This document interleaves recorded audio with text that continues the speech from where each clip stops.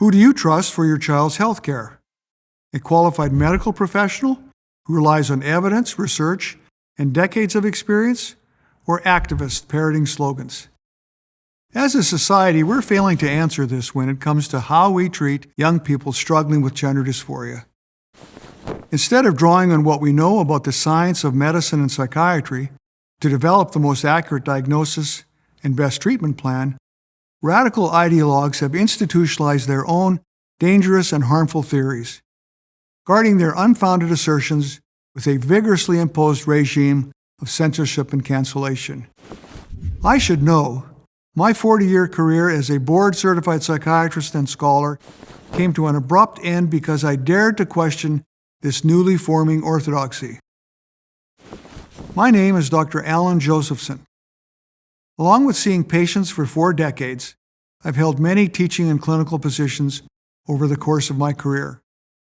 My final position was on the faculty of the University of Louisville School of Medicine from 2003 to 2019. For most of that time, I was chief of the Division of Child and Adolescent Psychiatry and Psychology. I was good at my job, and administrators at U of L knew it. I received perfect scores in my 2014, 15, and 16 annual reviews. During those years, gender ideology began to pervade our culture, and I saw more and more medical professionals cowed into silence. In the process, patients, especially children, were being hurt. I knew that it was time for doctors like me to stand up for basic truths. Science tells us that sex is determined at the moment of conception and is an immutable lifelong characteristic of every individual.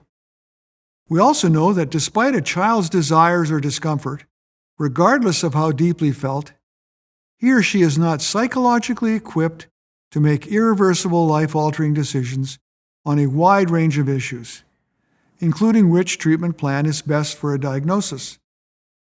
Research tells us that between 80 and 95% of youths who experience the distress of gender dysphoria will cease to experience it by late adolescence if we do not rush them into an ill-advised treatment plan. In October of 2017, I participated on my own time in a panel discussion at the Heritage Foundation, where I shared this medical expertise. I voiced my concern that ideology was often sidelining sound medicine, keeping parents and children from getting the help they needed. As if to prove my point, activists at U of L quickly responded.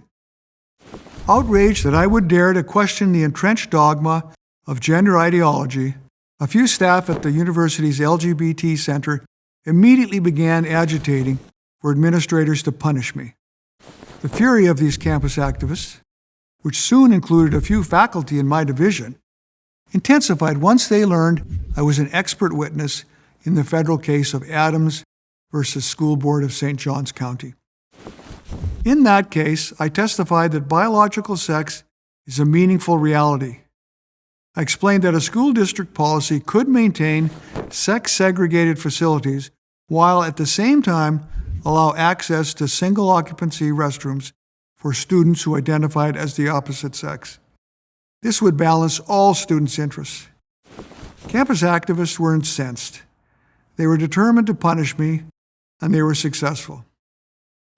While I was being deposed one morning in late November 2017, I received an urgent message to pick up a letter from the chairman of my department, which I did during a break. I was shocked to find that I was being demoted. Why? Because, the letter informed me, a majority of the department disagrees with your approach to management of children and adolescents with gender dysphoria, and because of my views in this area and the growing national recognition thereof. Not content to see me demoted, those who had dedicated themselves to punishing me finally pulled out all the stops.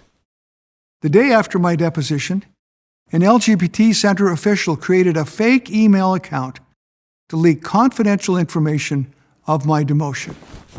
Under oath, she later admitted that she was trying to discredit me so that her preferred side could win the case.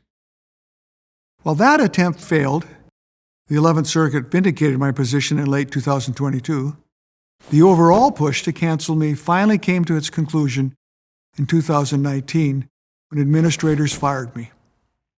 With the help of Alliance Defending Freedom, I filed a lawsuit challenging my termination. Public universities have no business demoting or firing professors simply because they hold a different view than their colleagues or the administration. But that's exactly what happened to me. I've devoted my whole career to caring for patients, especially vulnerable children and families. I'm not about to give up or to give ground on the truth just because a small group of loud, bullying activists demand their way. Neither should you. Find out more about my case at adflegal.org. You can find more stories like mine at adflegal.org/Freedom Matters. While you're here, like this video and subscribe to this channel so you never miss an episode.